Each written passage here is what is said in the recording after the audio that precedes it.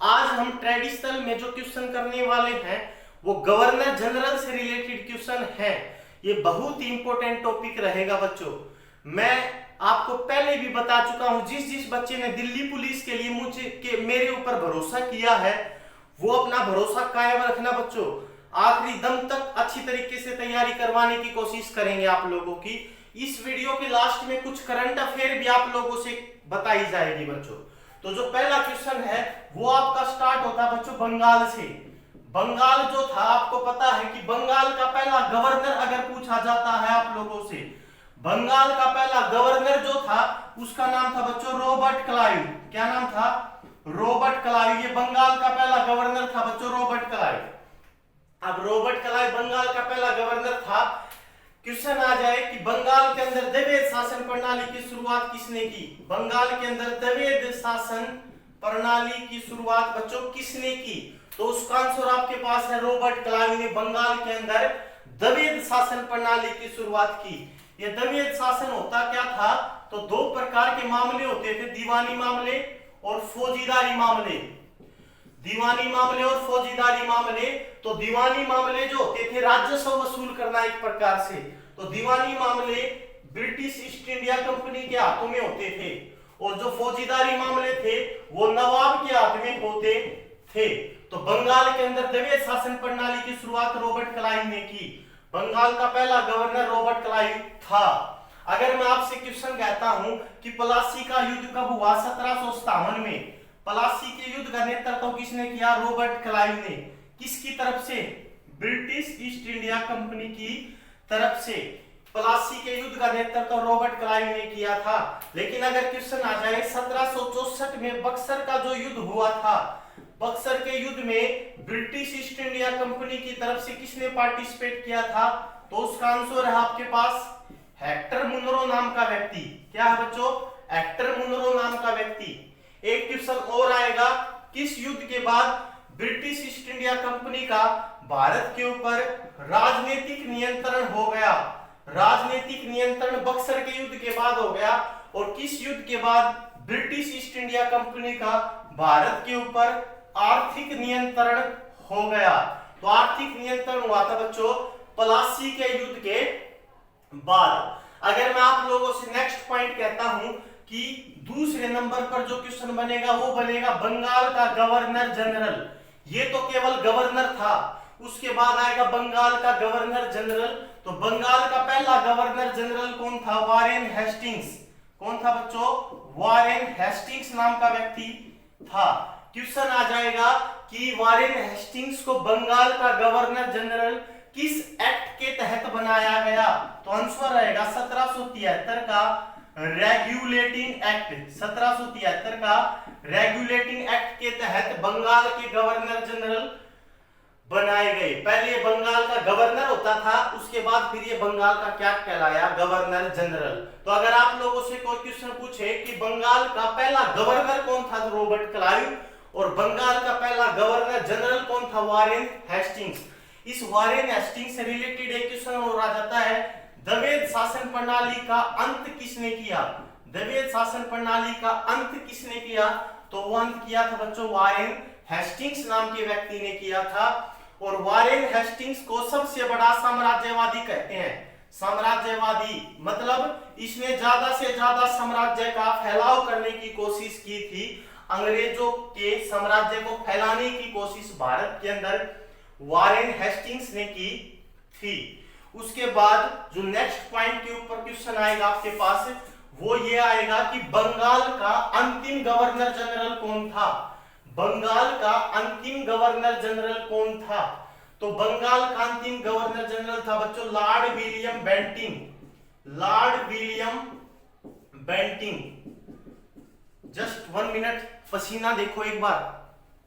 ये पसीना आप लोगों के लिए बहा रहा हूं मैं, तो आप लोगों का भी फर्ज बनता है कि पूरे दिल से, पूरे जी जान से आप विकास परमार के साथ खड़े हो।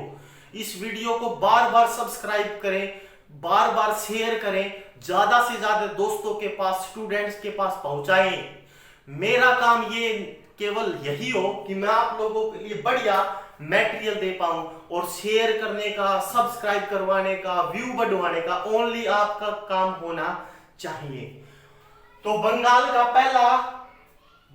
का अंतिम गवर्नर जनरल, ये क्वेश्चन क्या बच्चों, बंगाल का अंतिम गवर्नर जनरल। अगर मैं कहता हूं एक एक्ट आया था जिसका नाम था 1833 का एक्ट, 1833 का एक्ट आया था। इस एक्ट के तहत क्या हुआ था बच्चों, इस एक्ट के तहत बंगाल के गवर्नर जनरल को भारत का गवर्नर जनरल कहा जाने लगा। बंगाल के गवर्नर जनरल को भारत का गवर्नर जनरल कहा जाने लगा। और लगभग 1829-1830 के टाइम पे बंगाल का, मेरी वर्डिंग के ऊपर ध्यान देना, बंगाल का 1829-30 के टाइम पे गवर्नर जनरल कौन होता था, लॉर्ड विलियम बेंटिंग। लेकिन जैसे ये एक्ट आया 1833 में, तो व्यक्ति तो वही रहा लेकिन उसका नाम बदल दिया गया, उसे बंगाल का गवर्नर जनरल की बजाय भारत का गवर्नर जनरल कहा जाने लगा। इसी प्रकार ये बंगाल का तो अंतिम गवर्नर जनरल कहलाया, और भारत का पहला गवर्नर जनरल कौन बना, लॉर्ड विलियम बेंटिंग। 1829 में सती प्रथा के ऊपर कानून आया था, सती प्रथा के ऊपर, और 1830 के टाइम पे ठगी प्रथा के ऊपर कानून आया था। तो सती प्रथा के ऊपर कानून लाने का काम किसका था बच्चों, लॉर्ड विलियम बेंटिंग का। लेकिन किसके प्रयासों से, राजा राम मोहन राय, राजा राम मोहन राय। इसे आधुनिक भारत का निर्माता कहते हैं, आधुनिक भारत का निर्माता, आधुनिक भारत का क्या कहते हैं इसको, निर्माता। ठीक है, यहां तक मेरे ख्याल से आप लोगों को समझ में आई होगी बातें। उसके बाद नेक्स्ट पॉइंट के ऊपर आएगा 1858 का फिर एक अधिनियम आया था जिसका नाम था भारत शासन अधिनियम, भारत शासन अधिनियम।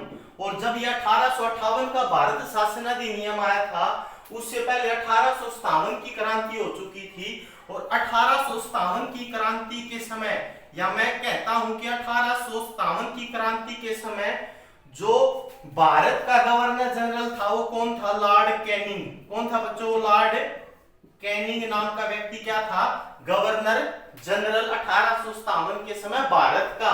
लेकिन जब ये 1858 का भारत शासन अधिनियम आया ना, उस नियम के तहत अब भारत के गवर्नर जनरल को भारत का वायसराय कहा जाने लगा।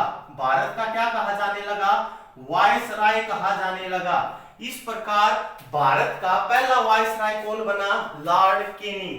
भारत का पहला वायसराय कौन बना बच्चों, लॉर्ड कैनिंग। अब लॉर्ड कैनिंग भारत का पहला वायसराय था और भारत का अंतिम क्या था, गवर्नर जनरल। तो लॉर्ड कैनिंग के टाइम पे ही 1856 के टाइम पे विधवा पुनर्विवाह एक्ट भी आया था। विधवा पुनर्विवाह एक्ट कब आया था, 1856 में लॉर्ड कैनिंग के टाइम पे।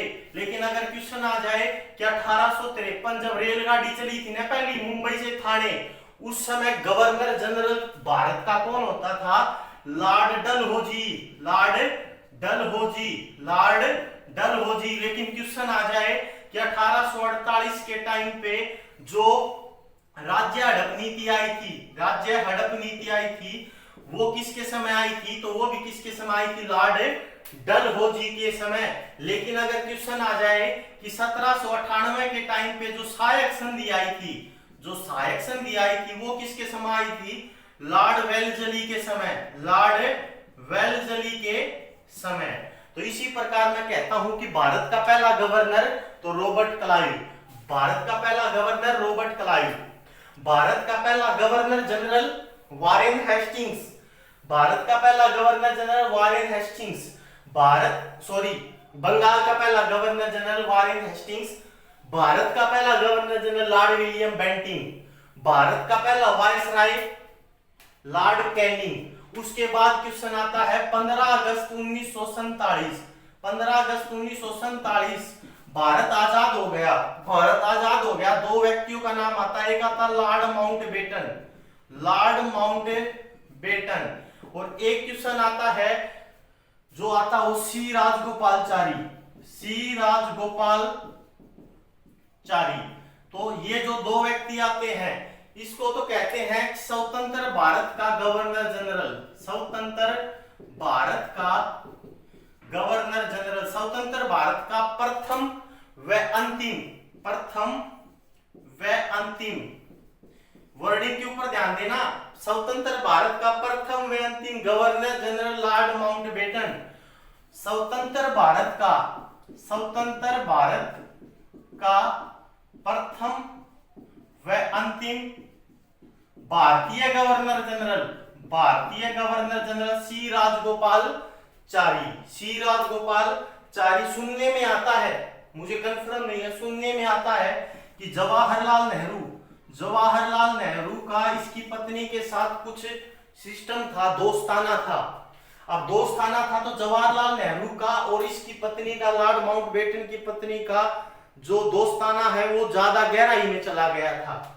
अब जब भारत आजादी का टाइम आया ना, तो जवाहरलाल नेहरू को लगा कि लॉर्ड माउंटबेटन तो जाएगा, अब लॉर्ड माउंटबेटन चला जाएगा तो उसकी पत्नी भी उसके साथ चली जाएगी, जिसकी वजह से उसने क्या किया, लॉर्ड माउंटबेटन से बात की और कहा कि अभी हम नादान है, आप एक काम करें, यहीं पे बने रहें कुछ समय के लिए।